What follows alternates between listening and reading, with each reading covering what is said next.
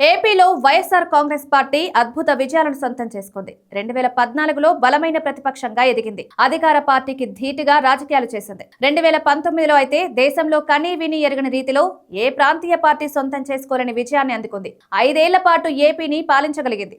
అయితే అంతటి వైసీపీకి ఒక లోటు ఉండిపోయింది. 3 పార్లమెంటు సీట్లు ఆ పార్టీకి కొరకరాని కొయ్యగా మారాయి. శ్రీకాకుళం, గుంటూరు, విజయవాడ పార్లమెంటు స్థానాలు వైసీపీకి చిక్కకుండా పోయాయి. 2019లో జగన్ ప్రభంజనం వీచిన సమయంలో సైతం ఆ పార్లమెంటు స్థానాల పరిధిలో టీడీపీ విజయం సాధించింది. ఇది జగన్ కి ఎంత మాత్రం మింగుడుపడని విషయం. అందుకే 2029 ఎన్నికల్లో ఏపీలో అధికారంలోకి రావడంతో పాటు ఆ 3 పార్లమెంటు సీట్లలో పాగా వేయాలన్నది జగన్ ప్రణాళిక. బలమైన అభ్యర్థులను దించడం ద్వారా ఆ 3 పార్లమెంటు సీట్లకు కైవసం చేసుకోవాలన్నది వైసీపీ వ్యూహం. ప్రధానంగా జగన్ కి విజయవాడ పార్లమెంటు స్థానం సవాల్ విసురుతోంది. వైసీపీ ఆవిర్భావం నుంచి ఆ పార్లమెంట్ సీట్ టీడీపీకి కైవసం చేసుకుంటూ వస్తోంది. హేమీలైన నాయకులను బరిలో దించినా ఆ స్థానం మాత్రం వైసీపీకి చిక్కడం లేదు. ఇటువంటి పరిస్థితుల్లో అక్కడ ఎలా ముందుకెళ్లాలి అన్నది తెలియడం లేదు జగన్ కి. ముళ్ళును ముళ్ళుతోనే తీయాలన్న ఆలోచనతో జగన్ ఉన్నారు.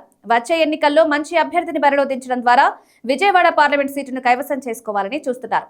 2014లో వైసీపీ తొలిసారిగా విజయవాడ పార్లమెంట్ స్థానం నుంచి పోటీ చేసింది. అయినా సరే అక్కడ పట్టు చిక్కలేదు. 2019లో రెండోసారి పోటీ చేసింది. అయినా చుక్కెదురైంది. రాష్ట్రం మొత్తం ప్రభంజనం వీచినా అక్కడ మాత్రం ప్రజలు వైసీపీని ఆదరించలేదు. పోనీ అధికార బలంతో 2024లో గట్టెక్కేందుకు సర్వశక్తులు వడ్డింది వైసీపీ. అయినా సాధ్యం కాలేదు. అందుకే 29లో ఎలాగైనా పట్టు నిలుపుకునేందుకు సర్వశక్తులు వడుతున్నారు జగన్. అందుకు సరైన అభ్యర్థి కోసం అన్వేషిస్తున్నారు. గడిచిన ఎన్నికల్లో వైసీపీ అభ్యర్థిగా పోటీ చేశారు కేశినేని నాని. అంతకుముందు 2 ఎన్నికల్లో టీడీపీ తరపున పోటీ చేసి ఎంపీగా గెలిచారు. కానీ తెలుగుదేశం నాయకత్వంలో విభేదించి జగన్ రెడ్డి వైపు వెళ్లారు. వైసీపీ అభ్యర్థిగా పోటీ చేసి గెలవాలని చూశారు.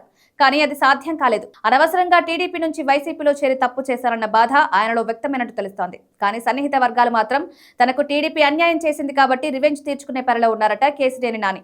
అందుకే ఈసారి తాను బదులు తన కుమార్తెను రంగంలోకి దింపారని చూస్తున్నారు. అందుకు జగన్ సైతం అంగీకారం తెలిపినట్లు సమాచారం. కేశినేని నాని సామవేద దండోపాయాలతో రంగంలోకి దిగుతారని తెలుస్తోంది. ఒకవైపు వైసీపీ పార్టీ బలం, ఇంకోవైపు కేశినేని కుటుంబ చరిష్మాతో రంగంలోకి దిగుతారని సమాచారం. 3 ఎన్నికల్లో వైసీపీకి దొరకని పట్టు వచ్చే ఎన్నికల్లో దొరుకుతుందని పొలిటికల్ పండిట్స్ చెప్తున్నారు.